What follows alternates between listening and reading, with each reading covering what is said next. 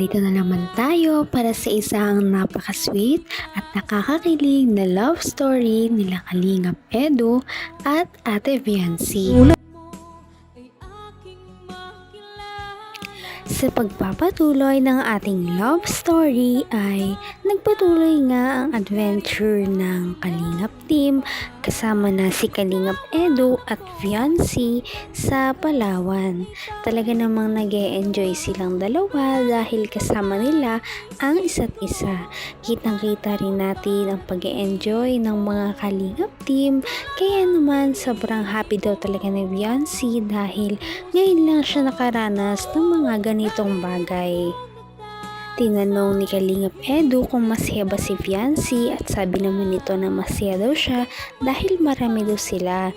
Sabi naman ni Kalingap Edu ay mas masaya daw ang kanilang trip kung dalawa lamang sila, dahil kung dalawa lamang sila ay may time sila sa isa't isa para makapag-usap sila ng masinsinan at wala daw mga pagulo sa paligid.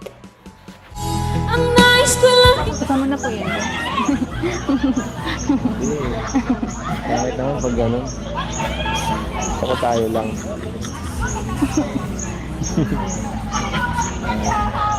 Hindi mo tayo ma-enjoy pag tayo lang. Grabe ka, mag-enjoy tayo kahit tayo Mas lang. maganda pa pag maraming kasama. Hindi naman tayo, wala tayong moment na gano'n. So kaya nga umiwas tayo muna sa kanila ngayon eh.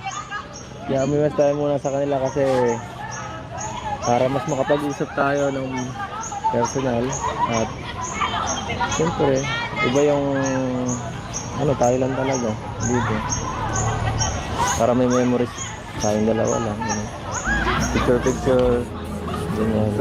So yan, ang ganda na. Talagang na-fall na si Kalingap Edu kay Viancy dahil gusto niya talagang gumawa sila ng mga marami pang memories at hindi lamang yung mga memories na naandoon lang sila sa kanilang lugar. Hangang-hanga din si Kalingap Edu talaga sa ganda ni Viancy.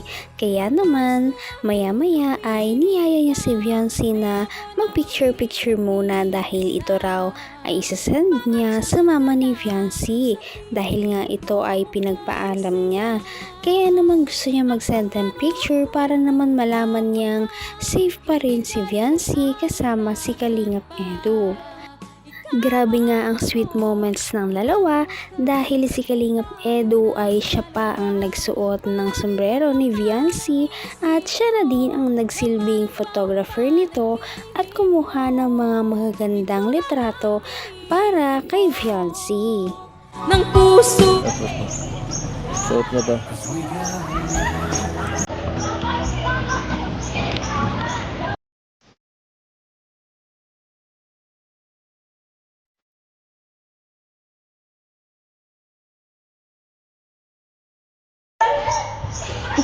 Sunglass mo, ayaw mo lagay? Ay grabe. Baka hindi na kita makilala. Ano minsan ka nga lang, dito ka na lang siguro. Sige, pose yung sexy pose. Joke lang. Ayan. Sige, iba pa pose. Pang mataray. Yung pang aurahan ta. Kaya naman kung wala kang maging alaala dito, para may pakita kay mama mo. Kaya ako. Hindi yan.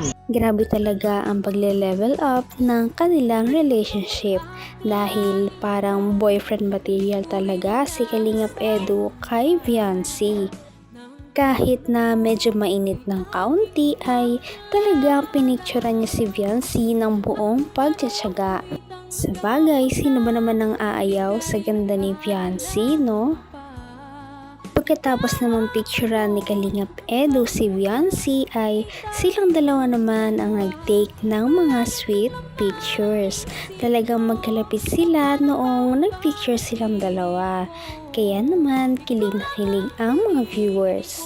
Maya-maya pa ay dumating na ang ibang kalingap team at ang ibang mga turista. Sila ay naglaro pa ng volleyball, kaya naman sobrang enjoy na enjoy si Viancy, si Kalingap Edu at ganoon na rin ang buong kalingap team. Talaga namang nawala ang kanilang mga stress. Layo mo.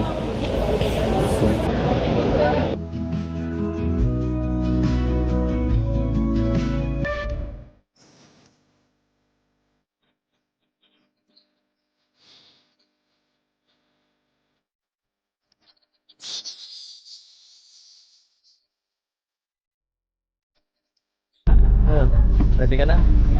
Mag-ano tayo? Maglangayan? Kaka-excite?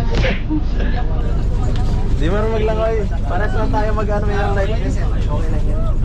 Tara. Ano yung magsasama sa lalim mo? Ay, wait lang po. Bro, ang sweet nyo ah. Nauna na kayo dyan ah. Malangin na ako dito. Malalim.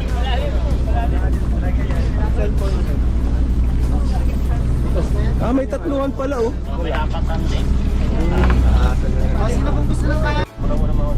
Kinakabahan na si Biancy. Go Biancy, good luck! Maya-maya nga ay bumalik na sila ng bangka dahil magsisimula na ang kanilang activity. Ang kanilang first activity ay nagkayak muna silang dalawa ni Viancy. Kaya naman ito ang kanilang first time, kaya ito ay napaka-exciting. Medyo natatakot pa nga si Viancy, kaya medyo nanginginig daw ang kanyang mga tuhod noong siya ay sumakay sa boat ng maliit. Ngunit inalalayan siya ng ibang mga staff at kasama na rin doon si Kalingap Edu. Talaga namang napaka-sweet, hindi niya pinapabayaan si Viancy na mapahamak o kung ano man ang mangyari dito. Dagat eh. Grabe.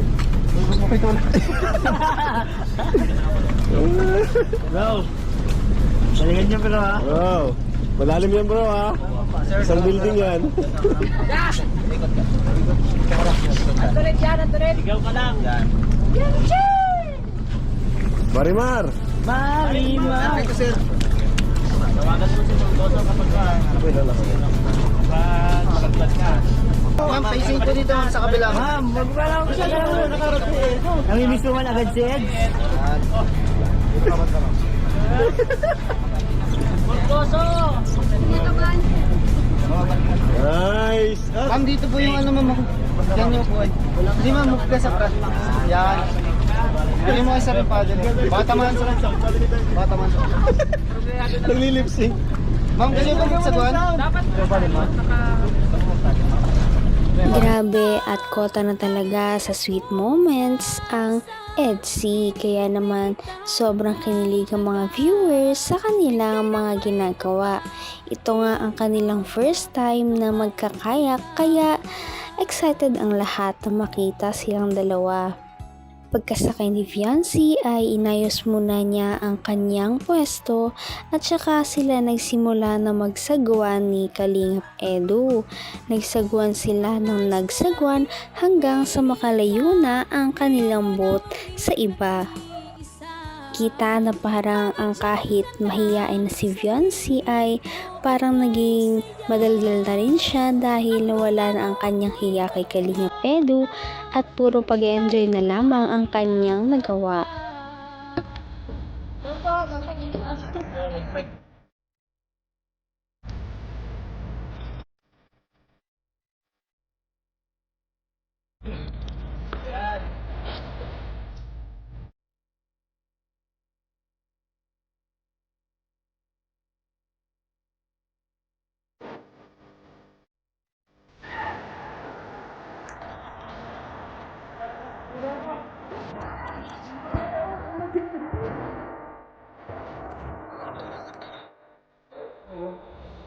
Grabe.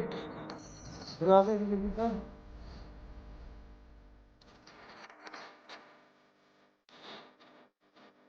Oh, ganda. Wow.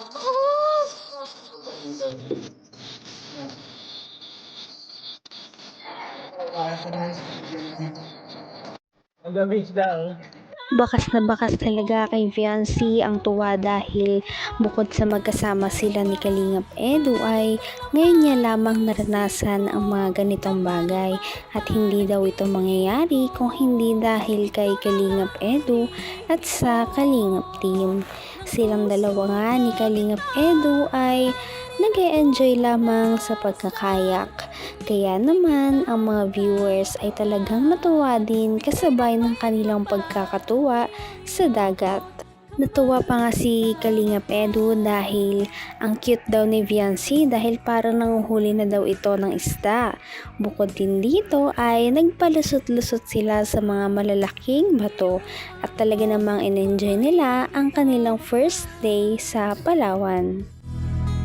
Ngayon'y ata Kaya naman, sana ipatuloy natin silang suportahan at mahalin si Viancy, si Kalingap Edu at ang Kalingap Team.